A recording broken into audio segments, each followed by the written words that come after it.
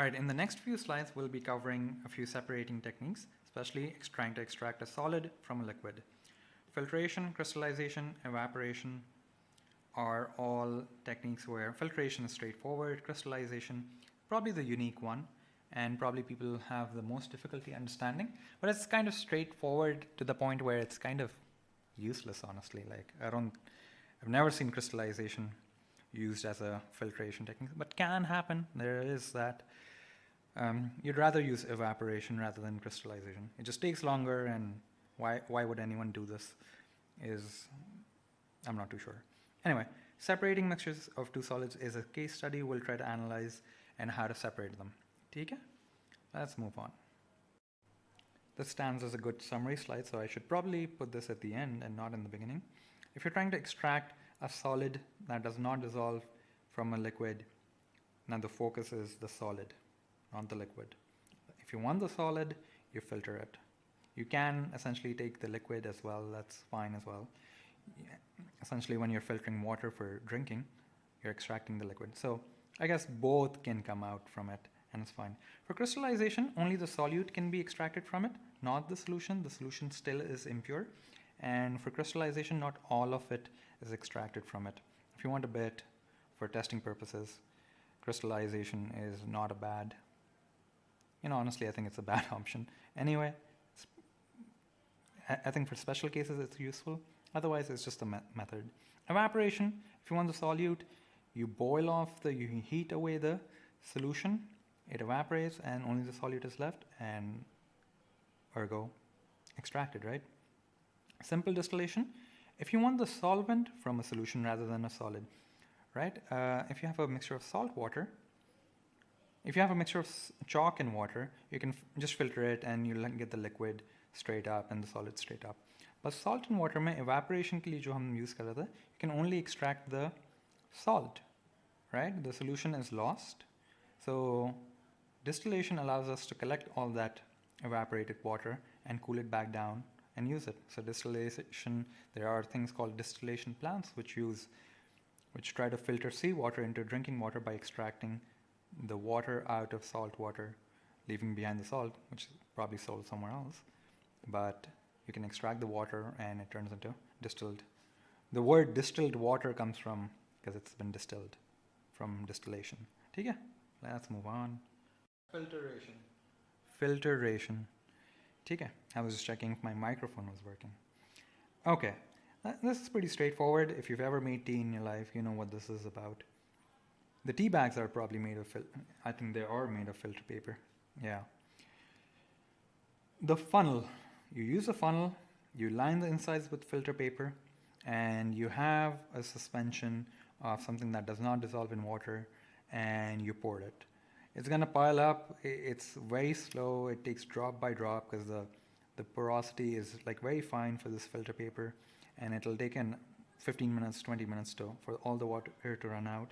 But rest assured, whatever water that comes through you can drink it like it's clean water. And all the chalk that wasn't dissolved will be left behind. Now, a few technicalities.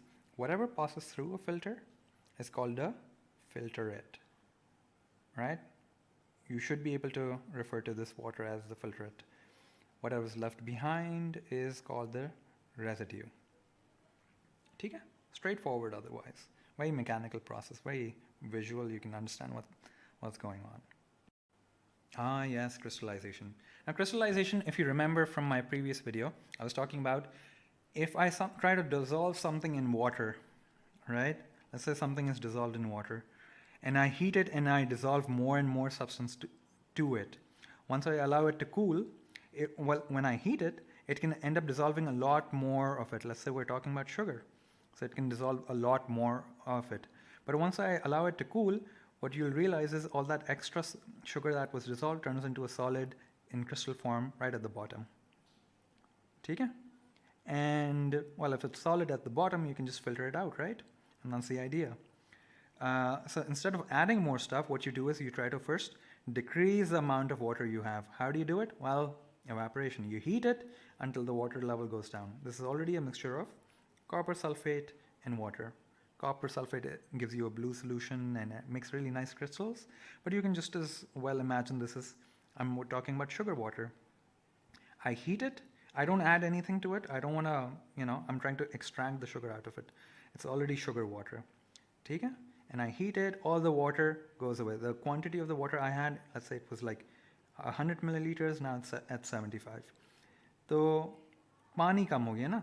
So that means the amount of sugar that's here, it has less water to dissolve into. So some of the sugar, when the heating goes down, will start turning into a solid, and that's the idea. So before you are certain that it's about to turn into a solid, you do a quick test, which is called a glass rod test. Let's move on to the next slide to see that. You take a glass rod, you dip it in the solution while it's heated. Over here it's cooled. While it's heated, you don't see anything in there. And you take it out and you drop it on this is a glass tray. And once you do that, crystals will quickly form because of the cool glass. Thanda hota hai bilkul. The heat will get absorbed very quickly by the glass and suddenly you'll see crystals forming.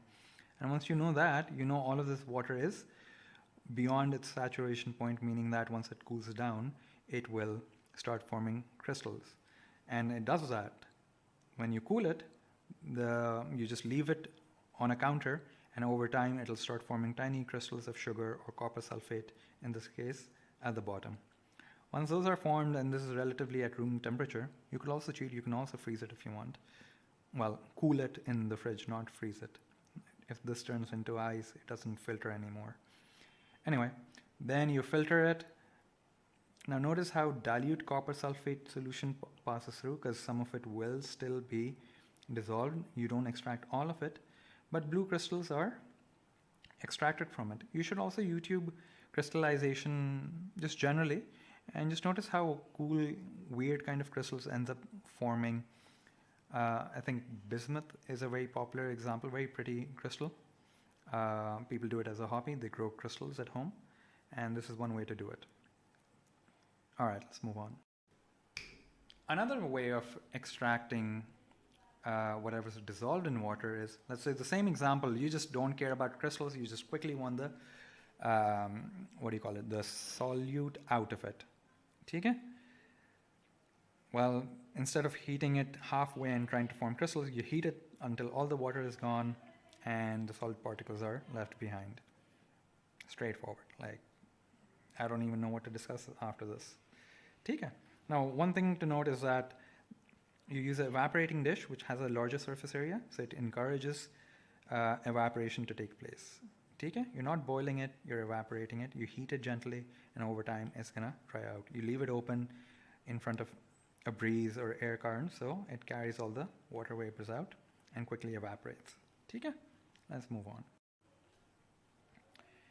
All right, here's our study. So far we've understood a few methods. Let's try to separate two solids. Now the solids in question, what we're talking about are, let's say, chalk. We've talked about chalk and salt. Okay, how do we do this? Now, you can pause the video and think about it. I'm just gonna go ahead with the answer. Think about it. It's literally a mixture of, solid chalk, powdered chalk, and powdered salt. Like, you can't even tell the difference between the two because both are white. Okay.